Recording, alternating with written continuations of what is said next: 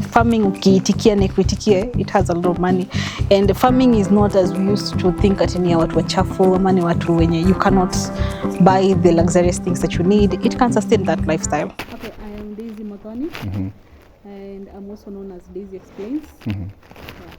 Yeah. On all the social medias. On all your social media platforms. Yeah, I'm interested to know this Daisy Explains. What is it all about?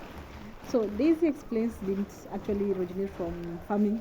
It originated from the love of astronomy that I had. I have rather. Speak kama unaweza develop to hobby. It's like a hobby. Yeah. So you find yourself when watu wanaenda kuangalia like ball all the time ama gari ama NBA. So mimi nakuanga kwa space most of the time. Yeah. So I find it like I can go and read something and then you can explain in a way that so that's how it started. Yeah. And it is not like you have a background in astronomy or anything. I don't have a background in astronomy. Okay. Away from that now, let's focus on your poultry farm. Tell us about it. How did you begin this? What inspired you to start such a poultry farm? Okay, so we used to live. Okay, first of all, this farm is like it's not even 20 years old. It's less than 20 years old. And when we moved here, we wanted to have an income without kutoka nje. But mimi, I used to live in Nairobi at some point. So my mom is the one that started.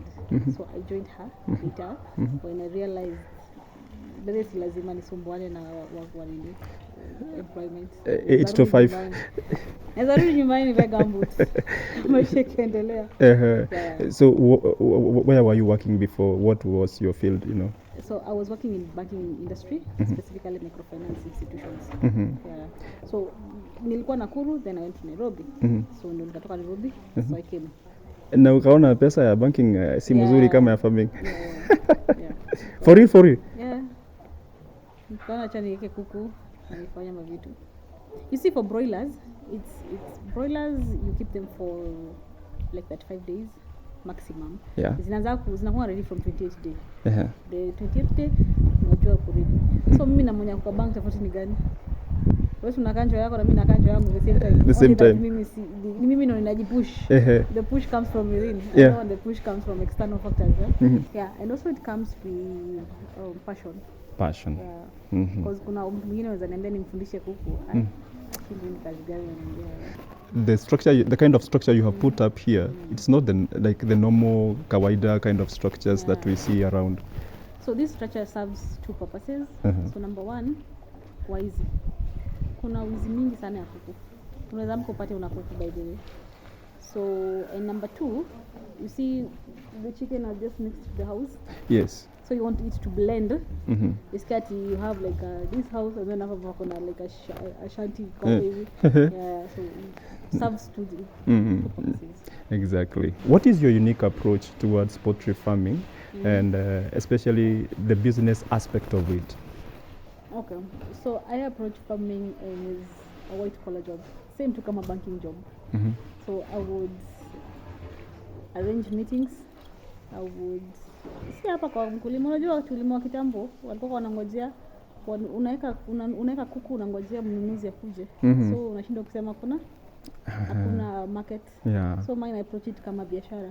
I go outside there, I network and so when you approach it from that angle, not from the traditional point of view, so you see that inaelekea mbele. You never lack somebody knows somebody who knows somebody. Actually, what I know about so many businesses that I have interacted with, the biggest challenge inakuwa ni marketing.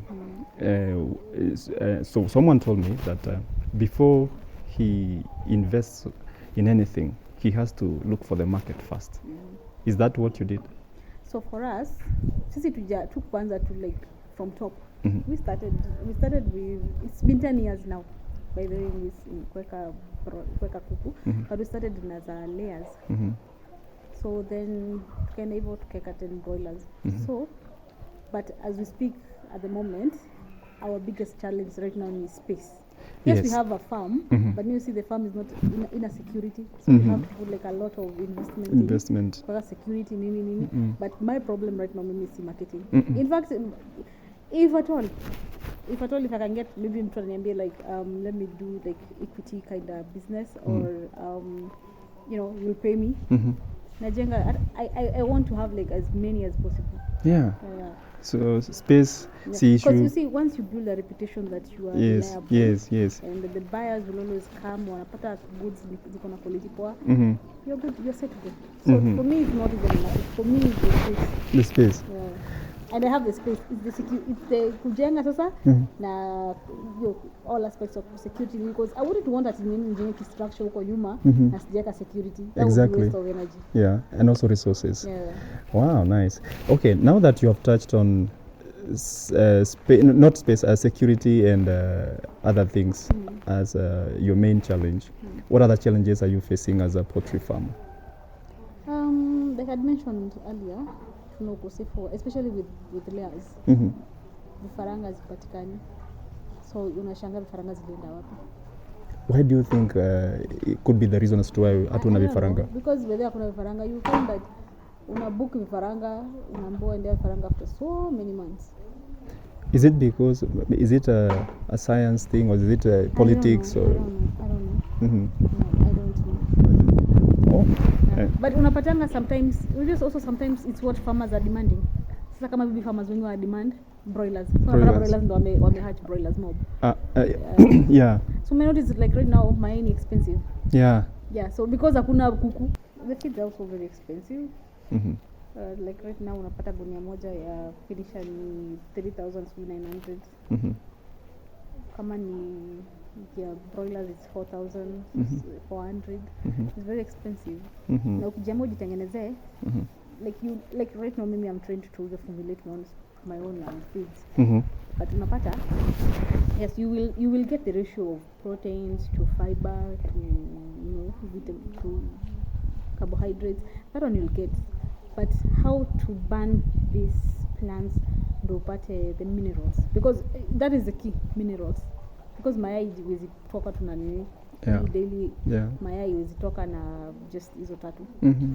So unapata like there's a hidden secret Mhm. ya kuburn this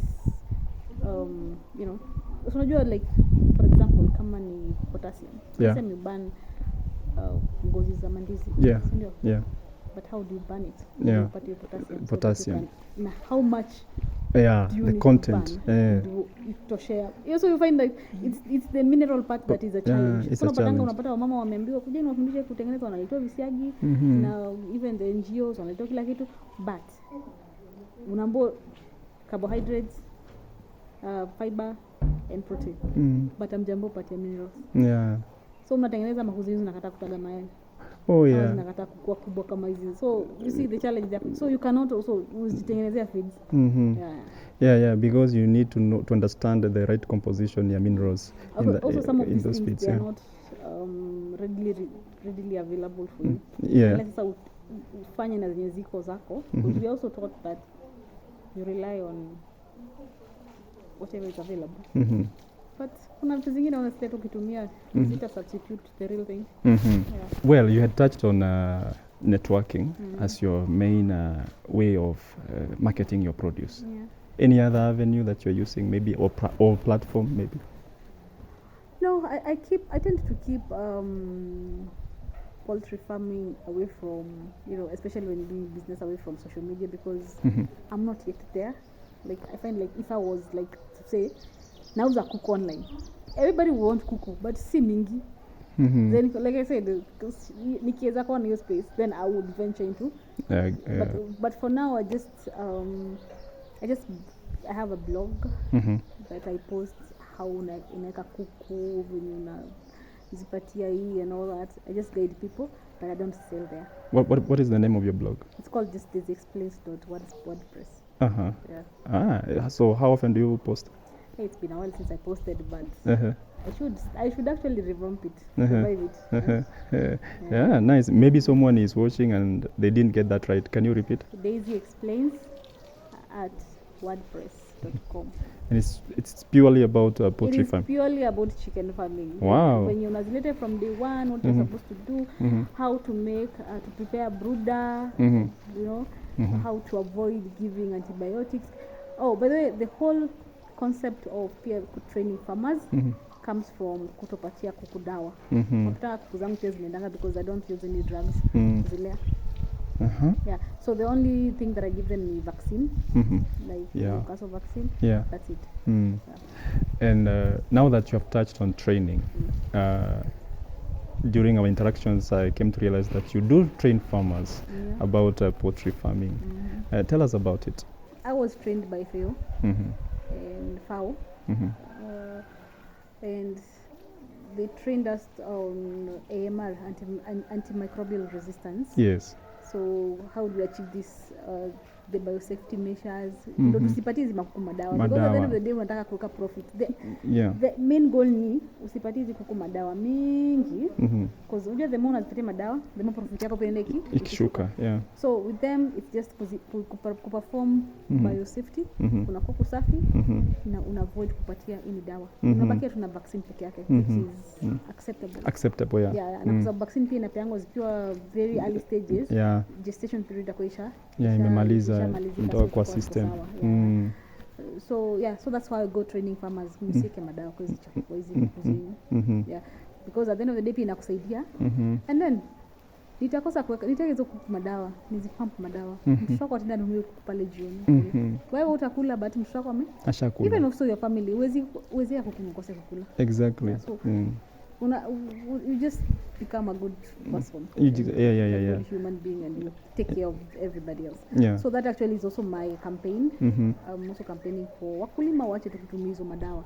Hata sijui mabooster, sijui vitamin, you see, kuku wenye meko hizo mabooster, kuku wenye jeko hizo booster, they all mature at the same time. The only thing that you're doing is risking kuku zako kupata heart attack. Oh yeah, because ziko nika ziko on steroids. Zina overdose, zina roho tuna bust. Zinakufa. So hakuna haja.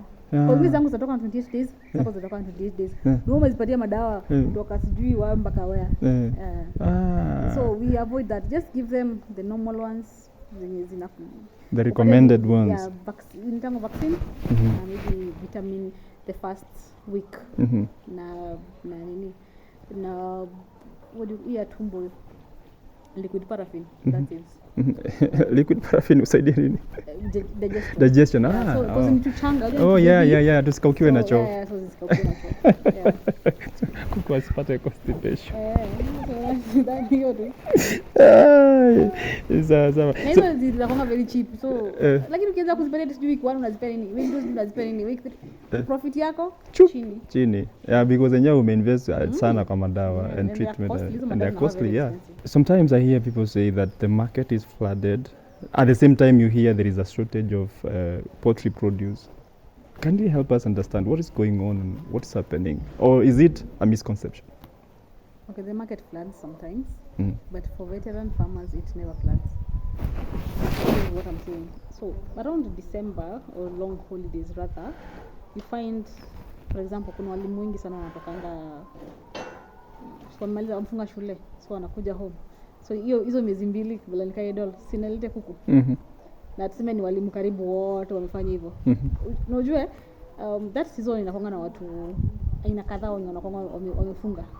Kwa shule kifungo walimu wanafunga au the subordinate staff imefunga shule. Watu wote wanakuwa na magari za kubebana mashule wamefunga. So all these people are just idle at home, like a broilers. Now all these people hawana constant mtu wao kubeba kuchukua kuku. Because me I have my guy. Actually not really guy, I have my guys. Wengi. So yeye hana. So yeye mwenye ana hizo hao watu kuku zimekoma atafanya nini? Sina throw price.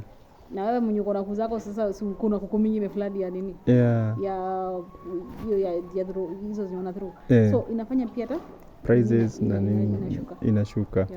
How comes that sometimes we import some of these products, especially mayai? Nasikia kuna mayai za our neighboring country hapa. Yeah, because I mean you cannot exhaust this market, by the way. Hata si tuna export. hata wakiimport na sisi export. Yeah. But zao nasikia zinakuwa cheaper. I mean, I don't know. I've also never, but you see, from Uganda. Yes. From Uganda is Cheaper. Yeah. But what is itakuja kuzimix na zote zote zipande bei. Oh yeah. When you put the business aspect kwa Mkenya, zinaweza panda bei. So na sisi mnatoa hapa mnapeleka Rwanda or something because we export by the Rwanda. Yeah. What? Yeah, Rwanda kuna export yangu hizi makuku. Yeah? Oh wow. So you have mentioned that you have your guys, and although you had touched on it before, kwani una supply watu wangapi kuku? Now, you see, I mentioned that I've been doing this for a long time. Yeah. I also mentioned that I train people so nani kiongeanga all over. Yeah. And also consistency. So napatanga like today I can call this one and that one, and I know, by the way, nani atalipa saa hiyo. So me I deal with cash basis people. Unakuja unapatia kuku zangu, unanipa pesa yangu, nakupa kuku zako, unaenda tunamalizana. Bye. Yeah. So I know all these people. Yeah. So it's just me nijue leo napatia huyu like today kuna mwenye alikuwa anachinja kuku leo and then kuna mwingine maybe haya atachinjia hapa atabeba aende nazo. So senye niko na mingi wa kubeba ende nazo na nakujanga, but senye niko na kidogo kwa kuchinjia hapa na nakujanga. So tunaongea kama customer base ya watu kama wangapi hivi? You see them, see ati ni watu wengi. I don't need a lot of people to come because kuku mimi saizi for broilers sina capacity kubwa. So my house is kubwa. Yeah. So hiyo ni watu kama watu ni mtu mmoja mwenye atazichukua hiyo that time. Nataka kusema una supply watu wangapi days? Because at one time sijui kwa tina watu 20 ama watu wangapi nawapatia. Sasa hiyo watu wenye ninajua wenye wananunuanga kuku au ni wengi. Like this there are a lot bana. Wakununua kama tumeni shamba ingekuwa maybe tuseme na capacity ya 6,000 people, I would have even 50 people coming because I know all of them. Yeah. Nice. Yeah. Do you think these are very profitable business by the way? No, it depends. Okay, for me yes it is because no I mean sustain. I would say yes, for me it is, but it also inataka kujanja, si tunakuja tu kuona unafanya tu kitu tu like you utaanguka mpaka pajiite kajina hapo. Kuna ile ka period tunasemaga lazima the testing period whether you continue with this business or not. So you see we started with 100 birds. So na sisi tuko na capacity. So it means it shows you tunajua our tricks 1 2 here 3 there. Yeah, but ikosani challenges zake. Kama for broilers unaweza pata kama sasa umenunua broilers ngapi, ununua broilers sema 350 unapata 25 zimekufa, unaona. So haya mayai unapata saa zingine mmepatia kuku vitamin ni what do you call it, vaccine. Therefore ndio mai drop. So na that day mjapata 100% mmeweza kuchukua. So zimekula tu. Nice. Now kuna mtu anataka kuweka kuku na maybe amekuwa interested na hajaipata information kuhusu kuweka ma layers ama broilers. Hebu tueleze sana layers nimeona ndio wengi. Layers. Hebu tuongee kuhusu kuchukua vifaranga hadi kulisha na nini kinahitajika. Tuanze hapa. Where do you get your layers zikiwa chicks? So you can get them from Kenchick or you can get them from agents. I prefer agents kwa sababu agents anajuanga ataniletea either from Kenchi kama from Isinya ama from whatever. But an agent is the one mwenye ndamwambia nataka kuuza hizo Uganda. Ama nataka hivyo. Yeah. So, because if I can nezenda Kenchick and then wanipatie kliniki ya miezi 6 fanya nini hapo. So naenda kwa jina mimi kukani ziko available nakwambia.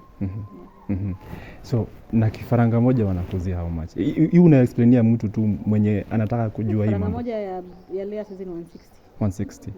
And they do free transportation ama you get a free? Who's doing free? They deliver to your farm. Oh, you unaenda huko town. Unaenda unachukua box zako unakuja nazo. Okay, well, if someone hana pesa ya kuweka cage kama yako Daisy. You can do free range by the way. Yes, nazunguko. But now, okay, so they say that it's not ijali like human, I mean, what do you call it? animal health or something. What do you call it? Animal rights. Wanasema cages ijali hiyo. But let me tell you something. No, kwa cage. Cages zimeko 3. Yes, they are not free to move, but hazikulani. Yeah, nimeona hazikulani at all. Nani ile free? Unaweza pata hata moja imekuliwa imeuliwa. Yeah. Or one gets sick na utajua. Then hizo zote zinakuwa mgonjwa na huko unajua. But this one ikitembea nikipata chakula na notice huyo akimbili chakula. Yeah. Yeah. Well, I like your cage because nimeona pia mayai chafuki. Mayai chafuki. So it has its own pros actually, but personally kama mwenye niko nazo na once nishaikuwa hizo za kuzura. What about faida hizo free range na hizi umeweka ni gani unaona kama zinaweza kuwa na faida sana? Hizi because hizo si zimezurura, zimetaka mayai, zinaweza kukula mayai. Yeah. Yes, but you see this one, egg rolls, hakuna bila fulani hiyo mayai. Chances are hata haitavunja hiyo mayai. Yeah, that's true. Ikue kwa cage. Yeah. Ikue stuck kwa cage ivunjiki hapo. So the routine inakuanga very simple. Every day you clean. Every day lazima like you itolewe. And then lazima kuko na hiyo footpad ndio nikiingia. So and then regularly unakuja unaweka disinfectant kwa unapanguza hizo traps, the feeding traps na disinfectant, and then so you pass maji yenye kuna disinfectant kwa hizo tubes. Yeah. So those are the things, and then maybe cupboards kwa gear. Yeah, so those are the things that like especially your food bath is every day na kufagia ni every day. Hizo mbili zinaambatana. Wanakula mara ngapi kwa siku? Mara 2. Layer inakulanga 140 grams ya chakula, but we tend to tunazidivide, so ndivyo mchana mzima isikuwe tu idle. So tunapatia 70 mchana, asubuhi na 70 jioni. And also it also takes them 3.5 months for them to start laying eggs. For every 100 birds, I do 97 eggs. 97 eggs. The 3 zimekosa kutaka kwa nini? Kujisikia maybe ko break. Yeah. Hiyo yako ni. But there's some birds there. Kuna ndege zingine kutoka ulizilete haziitaga mayai, but you cannot know ni gani sasa hapo. Oh yeah, because huko hapo kwa kumonitor. Yeah, hata kama imetaga hautajua nani ametaga. So there's a way you can know, but ushughulikangi. Yeah. So the layers huwa zinakaa how many months, how many years ndio unajua hizi zimemaliza kuta? 3 years. 3 years. And how do you dispose them now? Okay, so I want to tell this. As the layer grows older, mayai yake ndio ikikwanga kubwa na shell yake ndio ikikwanga nyepesi. Unaelewa? Yeah. So unapata layer ikizeeka sana, shell inakuwa very light. So why? What do you think is madini inaenda kwa sababu maybe inakata produce a lot of whatever is making the shell. Yeah. But then in the egg inaenda ikikwanga kubwa. But kidogo kidogo, but very hard shell. Yeah. So kama zako ziko how old? 2 years? Hapana, 6. Like hata zinaweza miaka 2. Moja na nusu. I told you nilikuwa nimezitoa zote. Yes. To wash the cages. Yeah. To spray again, to rust. Yeah. So sasa hizi ukiona zimeanza kuzembea sasa zinafanyika nyama. Na kuna mtu anakujianga. Huyo mtu wa kuchinja mwenye ananunua broilers. Ni tuzibeba. Tunashukuru, but before we leave, kuna mtu anashindwa, should I venture into this business ama what can you tell such a person? If you're passionate and if you're patient, if you're passionate and if you're patient. Tuongee kuhusu patience. Inakujia wapi? Patience inakujia kama layers. Layer it takes 5 months for you to start seeing all of them zikitaga. And then after that tunapishana hivi. Tumai kidogo so tumai kwenda tukikuwa kubwa. So kwa sababu utaka uanze kesho kupata pesa. Utashangaa sana. So hizi biashara mtu anaweza kimbilia anasema next month niko juu ya mshahara. Yeah. And then for broilers they are very sensitive. So unapatanga mtu anazekanga hiyo alafu zinaanza kukufa unashinda sasa ni kazi gani? Unaacha nayo. So passion and patience. Because for layers you need patience. For broilers you need passion. I have a brother ameweka but sometimes nasikia kuna chakula akinunua zitegi. Is it so? Like I remember immediately after corona waliharibu chakula ilikuwa mbaya. Kuku hazikutaga mpaka we had to sell so many because nambata kuku ni like over 700 zinataka trays 3 za mayai. Hizo ni kazi gani? Nini chakula? Kwa sababu chakula kilikuwa mbaya. We can't make it. Na that's unaona tumesuna nilikuwa tuna substitute tunaweka madoido and just in case mkoa mjeka kila kitu nitakuwa nutrients zikuwe nimejispot. Sorry if I didn't get it, but how many birds do you have? So at the moment we have around 400. Wow. Yeah, si mingi saizi. So that's around 400 eggs a day. Very mob. But cage zote zikijaa tumeona ni side moja. Yeah. But mimi nimesema if I had because kwa shamba ni kubwa, kwenye mbolea imeenda kubwa. Yeah. Shamba ni kubwa sana. Yeah. But sasa hiyo hata tuchukue vitu tuseme plot moja ni fence, ni hizo mawaya za stima and then nitengeneze mahali pa watu kulala because uwezi ziache hivyo. But then again I'm not trying to invest in a structure yenye ati ya mabati ama ya mbao. I want something like the sort though it's not ati ya gorofa but yenye najua hata nikienda kwa duka hakuna mtu atabunja hiyo nyumba. Standard ni hii. Because uko na kanisa uweziana mimi kama I don't even remember the last time nilikuwa kanisa. Usati utatoka utaenda utapata hata with this structure you're still hearing. Yeah, because they might come for them. Yeah. So hebu nikuulize hii mbolea ya hawa kuku is it useful to your farm? Yes, it is. Haina kitu ambacho unakuta ukikompea na ile ya free range. Hii iko na mbolea nzuri ama? No. Like you sema tikani ya ng'ombe. Unasema ni kayo ya kuku original. It's not as strong. Yeah. But though funny enough, una mbolea kile kauke, like yake mali kauke. Inataningi inarudi inakuwa kama chakula. Ya kuku? Ile chocolate hiyo nilikuwa nikuonyesha hivi. Yes. Inarudi inakaa hivyo. So kwa hivyo mtu anaweza hebu niambie hiyo mbolea inaweza tumika kwa njia gani nyingine other than kwa shamba? Unaweza pea ng'ombe ukishakausha.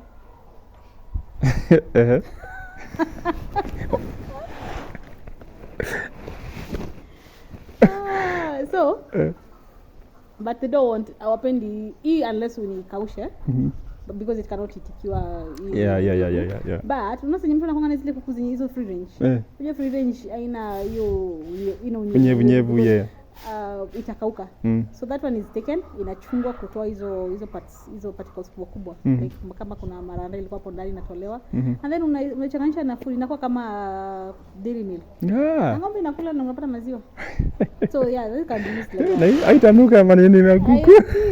No, but it does not smell. Yeah. Hainukangi at all. By the way, ningekuwa na hizo za free range. Sometimes inakuanga hapa hivi ungeona like ukichukua hivi just dry. That one is wet because ziko chakure. Oh yes, of course. Yeah. Kuna kitu nime notice. Your cage na kuku wako hawanuki. Na tuko hapa ndio hii nasisikia harufu. Daily cleaning. So but when cleaning because ana turn over this utasikia smell kidogo but daily cleaning usikiangi. In fact usizonaga sisi zimenyamaza. Ni ngumu sana kujua niko na kuku. Unaingia hapo unafanya biashara zako. Sasa unajuanga niko na kuku, time ya kufeeding ikifika. Ndio zinakushangilia kweli. Mpaka and then sometimes at night also. But uwezikuwa na siri na kuku. Unasema tumeka kuku kisiri. Usiku wengine unasikia zimepiga kelele mpaka saa 9 unashinda nini baada ya kufika. Zinakuitania tu. So there is need for high security apparatus kwa your compound. Like treat when you venture into this kind of business because hizi vitu zinakula pesa mob. Invest ni kama umeenda ukafungua duka tau. No umeenda ukaweka like electronics town. Treat it this way. But when I treat kuku the same way. Don't play around with anything. Kwa mtanga mtu umeka like 100,000 kwa even more. Afu umetengeneza siku kwenye mpaka kaaje kwa. Na kufulia 200. Na kufulia 200. Zitaenda zote. So we really need to appreciate the business. Unajua? This biashara can take many places.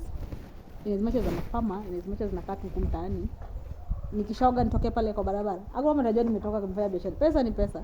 Of course. Yeah. As As long as it's legal. exactly. And this one inakuja with law. Sijui manager, andika report, sijui fanya nini. But though there's bookkeeping, but it's for your own records. I would discourage youths from migrating to the city, to the urban places looking for jobs, because honestly hakuna nenye unapata haita sustain our needs. So farming has a lot of money, you know. Farming ukiitikia na kuitikie, it has a lot of money, and farming is not as we used to think ati ni watu wachafu ama ni watu wenye you cannot buy the luxurious things that you need. It can sustain that lifestyle, you know. So ni unafanya kazi yako mchana, jioni unatokezea kwa mabeshti zako. So it is not as bad as people would want to paint it. So I encourage them because wako na strength, wamesoma, wanajua networking, wanajua kutumia social media kutengeneza AI, waende wakauze mafuta zao huko nje. Yeah. Thank you so much for your time. Okay. We have enjoyed interacting with you, and we wish you the very best. Karibuni sana.